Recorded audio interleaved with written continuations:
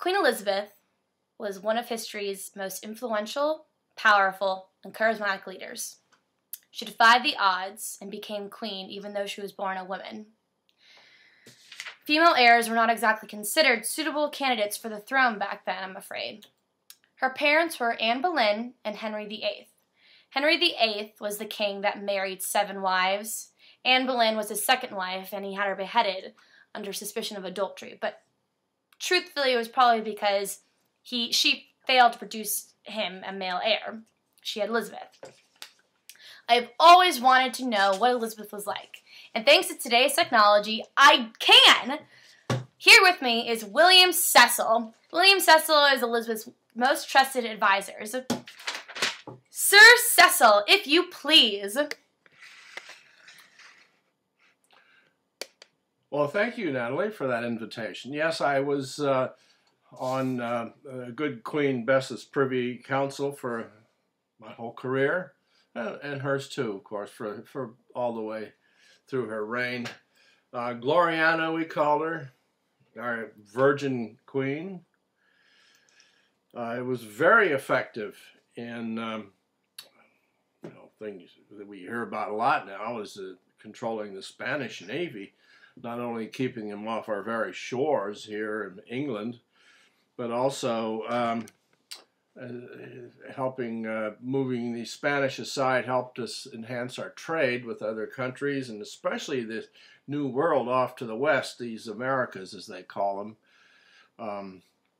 One of the things we've been able to import from there, amongst many others, very valuable drug to treat all sorts of diseases we have. Everything from toothache to ague has been treated successfully by this miraculous cure. It's called tobacco. It's brought from the New World. It doesn't grow anywhere else. The Americas bring that. Also, we were able to get wrestle a few of these islands away in that southern sea, the Caribbean Sea, I guess. Caribbean, sir. Caribbean. That's and one product we've got from there that's been absolutely essential to our civilization has been a cane, a weed that grows there, and our scientists here in England have been able to refine a white powder from that called sugar that's been used to treat everything here from depression to rheumatism. It's a wonderful product. Our lovely queen eats it a lot. It's very expensive, but she puts it on everything. Noticed I wish they had something that would help grow her teeth back. They're mainly gone now. They've turned black and broken off. I think she's just barely in her 40s when this happened. So, but we've been able to trade with these essential products and make another vital ingredient for our health from the sugar cane rum. It's distilled, and I think the Dutch have gotten a hold of this too a little bit, so this helps everybody in this country. The Queen has certainly been, I think, relations with public has been very effective with her. She travels in an entourage of at least 100 people all the time. It's a parade. We're all dressed up and we go. She's got a knack for knowing where the biggest traffic jams are, and she heads right for them. And everybody stops and cheers the Queen. They love her so much. We've gone way to the west, as far as Westminster, outside the old London Wall, the old city wall. And even once or twice, we've crossed a bridge down into Suffolk, that market area, and boy, they love her there too. That's very busy. A lot of people can see our Queen, and she's open to them. She'll talk to them. She mainly speaks French in the palace, and of course Latin with the churchmen. But the English is she's good at that too. She speaks English to the people out there. That helps.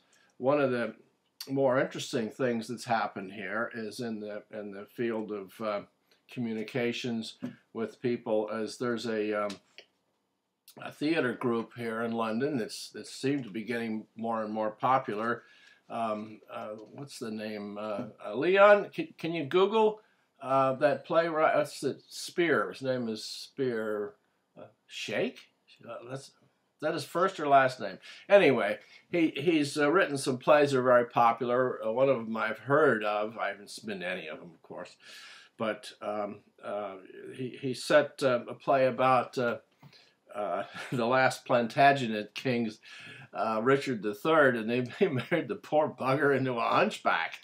And before one of Gloriana's, our blessed queen, one of her grandparents slaughtered him in a battle.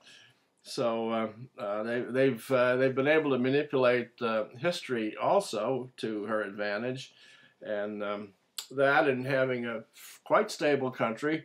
The civil wars seem to have, it's been a while since we've had any of those. We've been stabilized, who can read the Bible and who can't. Things are being translated and people are learning to read. So I think we have a good future here if we can just keep out of war. Any other questions, Natalie? How good's the pay, William? Well, I take good care of things because good Queen Bess does write my paycheck. Well, thank you so much, Sir William Cecil. It's been such an honor to actually meet you and to get a chance to really know what the great Queen is like. Thank you all and have a great night. Bye-bye.